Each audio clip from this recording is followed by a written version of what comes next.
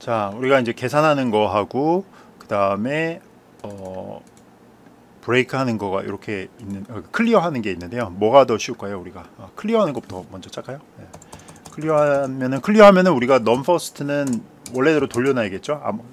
다시 처음부터 초기 상태로 하는 거니까 넘 세컨드도 원래대로 돌려놔야 되고요. 초기 값이 빈 문자열이니까.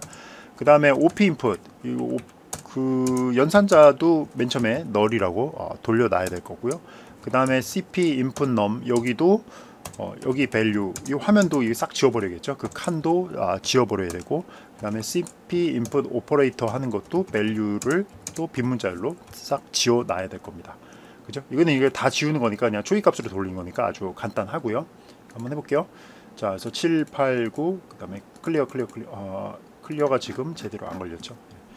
여기다가 우리가 뭘 하냐면은 OP펑이죠. OP펑이라는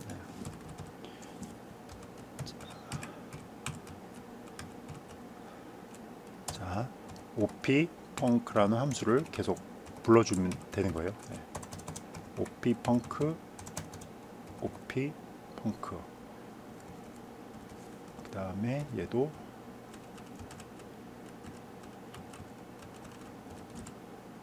그다음에 OP 펑크 함수를 부르고 여기서는 뭘 하면 플러스 키를 가지고서 불러주면 되겠죠. 그 다음에 여기는 마이너스 키를 갖고 부르고요. 그 다음에 여기는 곱하기를 가지고 부르고요. 그 다음에 여기는 나누기를 가지고 부르고, 여기는 이퀄 키를 가지고 부르고, 여기는 클리어 키를 가지고 불러주면 되겠죠. 자, 다 됐습니다. 그래서 7, 8, 9 클리어 하면 이제 싹 지워지는 거죠. 그 다음에는 여기 제대로 동작을 안 하네요. 왜 그런지 그거는 조금 이따 한번 살펴보도록 하고요. 자, 이퀄 키 하고 됐죠. 이게 우리가 OP펑 안에서래요. OP펑으로 바꾸고, 자, 다 지워버리고 45 더하기 6 그냥 클리어, 중간에 클리어 해도 클리어 하면 제대로 동작하는 걸 볼 수가 있죠. 그죠? 더하기 하면 됐고, 그 다음에 이러면 이제 두 번째 숫자까지 들어간 거고요. 그 다음에 이제 이퀄 사인 누르면은 지금은 아무것도 되진 않는데 이제 계산을 해서 넣으면 되겠죠. 이것도 이제 이퀄 사인이 들어오면 투도 여기서 해야 되는 일은 뭐냐면은 뭘 하면 될까요? 여기서 이 오퍼레이터를 봐야겠죠. 오퍼레이터 인풋을 보고서 이게 더하기면 두 개 숫자 더해주고, 그 다음에는 그 빼기, 곱하기, 나누기에 따라서 계산만 해주면 되는 거죠. 그래서 간단합니다. 여기서는. 그래서 이 안에서 우리가 이제 스위치문을 또 돌리는 거예요. 스위치 해갖고 OP 인풋 들어와 있는 그 연산자를 보고서 네 개를 해주면 돼요. 이때는 이제 다 각각 다르게 해줘야겠죠. 이렇게 해갖고 케이스 더하기일 때, 빼기일 때, 곱하기일 때, 나누기일 때 이렇게 하고요. 그 다음에 지워버리고, 브레이크가 다 중요해지죠. 브레이크. 그 다음에 여기도 괄호를 제대로 치고요. 그 다음에 여기도 브레이크 치고, 브레이크 치고요.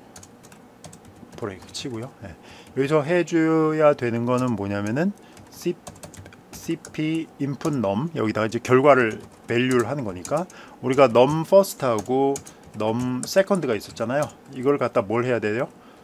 두 개를 갖다가 인티저로 바꿔야 계산이 되겠죠. false 인티저 해가지고 더하기니까 플러스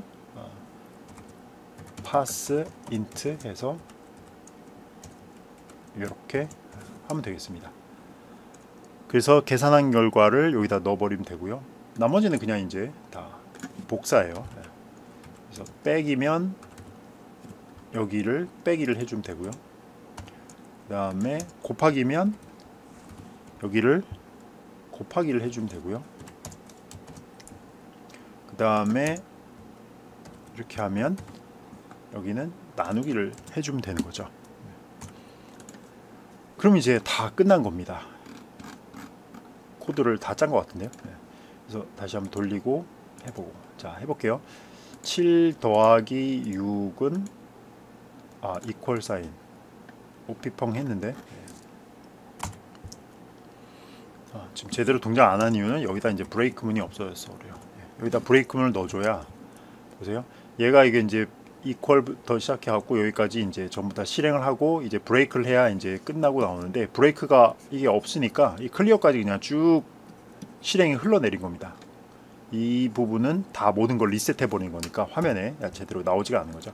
다시 한번 해보면 7 더하기 9는 16이라고 결과가 나왔죠. 이제 클리어하고 1 빼기 6은 마이너스 5라고 결과 나오고 클리어하고 4 곱하기 3은 12라고 나오고 클리어. 그 다음에 1 나누기 4는 0.25 이렇게 나오는 것을 볼 수가 있습니다. 이렇게 해갖고 우리가 이제 계산기를 다 만든 겁니다.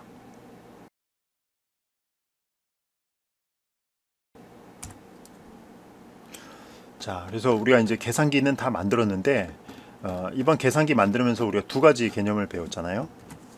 그거 리뷰하면서 그래서 잠깐 리뷰를 해보면은 우리가 펑셔널 프로그래밍이 뭔지 했죠, 그죠? 함수를 인수로 바거나 리턴해 주는 거. 그 다음에 그 펑셔널 프로그래밍을 실제로 구현하는 이제 하이어 오더 펑션이라는 함수를 했고요. 그래서 우리가 이제 하이어 오더 펑션을 만들어 봤는데 한번 재밌는 걸 하나 볼게요. 이 프로그래밍 상으로 보면 되게 재밌는 현상이 벌어졌는데 잘 보세요. 자, 이 non-func라는 것은 이제 n이라는 인수를 받아다가 얘가 하는 것은 여기서 함수를 하나 만들어 가지고 요 함수를 만들어서 반환을 해주는 거예요. 근데 이 함수의 그 어디를 봐도 여기 보면 얘가 이제 n이라는 걸 사용했잖아요. n이라는 걸 사용했는데 이 함수의 그 어디를 봐도 n은 없어요. 없는데 그냥 이 위에 있는 걸 갖다가 얘가 갖다가 쓰는 겁니다. 그죠? 그래서 이런 거를 뭐라고 그러냐면은 클로저라고 합니다. 클로저. 한국말로 이제 클로저라고 하는데 이게 좀 어려운 개념이죠. 그러니까 함수를 명확한 그 개념만으로 보자면 자기가 이제 함수 시작하는 부분, 여기 이제 아규먼트 받아오는 요 부분에서부터 시작해갖고 여기 이제 함수의 몸체 이렇게 해가지고 쓸 수 있는 것은 요 함수 안에서 선언된 변수거나 전역 변수만 쓸 수가 있는데 요 n이라는 것은 얘가 받아온 이 그 자기를 만들어주는 이 함수 안에 있는 아규먼트를 갖다가 그냥 얘가 사용하고 있는 거거든요. 그래서 자바스크립트에서 나온 개념이 이런 하이어 오더 펑션이 나와버리면서 하이어 오더 펑션이 함수를 만들어서 돌려주는 거잖아요. 그러면서 얘가 이 함수를 만들면서 자기가 받아온 것을 그냥 사용하게 해주는데 이런 걸 하기 위해서 우리가 클로저라는 개념을 들고 나오는데 이 클로저라는 개념은 두 가지예요. 함수, 우리가 리턴하는 함수, 그죠? 요 리턴하는 함수 플러스 그 다음에 이 리턴되는 함수가 쳐다볼 수 있는 변수의 범위를 포함해갖고 클로저라고 합니다. 즉 이 함수는 우리 맨날 같은 색깔만 하니까 좀 집중이 안 되는 것 같으니까 요 함수 안에서는 요 n이라는 것이 핵심인데 요 n이라는 것이 없는데 마치 이것을 전역 변수 쓰듯이 갖다가 쓰거든요. 그래서 이거의 클로저는 뭐냐면 요 함수, 리턴되는 함수 첫 번째, 그 다음에 이 함수가 쳐다볼 수 있는 여기서 이 non-func가 받아오는 아규먼트 요 두 번째 것까지. 그래서 이 함수의 범위는 이 함수가 쳐다볼 수 있는 범위는 요 n까지 포함해 갖고 요렇게 확장이 되는 거죠. 그래서 이것을 바로 이 함수가 쳐다볼 수 있는 변수가 포함되어 있는 범위를 합쳐 갖고 우리가 클로저라고 합니다. 그래서 자바스크립트에서 클로저가 뭐냐라는 질문들이 있는데 그럴 때 이렇게 하시면 되겠습니다. 그래서 이런 클로저라는 개념이 없으면 잘 보면 이건 이제 함수 그냥 그 자체거든요. 그러면 이 함수는 기본적으로 프로그래밍 랭귀지 그런 차원에서 보자면 자기가 받아오거나 또는 전역 변수거나 또는 자기가 선언한 변수들만 써야 되는데 여기서 이 다른 함수가 받아온 변수를 마치 전역 변수인 것처럼 막 쓰고 있거든요. 그죠? 네. 그래서 이런 거를 그럼 가능하게 하는 개념을 뭐라고 부를 거냐? 클로저라고 부르자라고 한 것입니다. 그래서 이런 클로저가 가능하면 뭘 해볼 수 있냐면 이런 걸 해볼 수가 있습니다.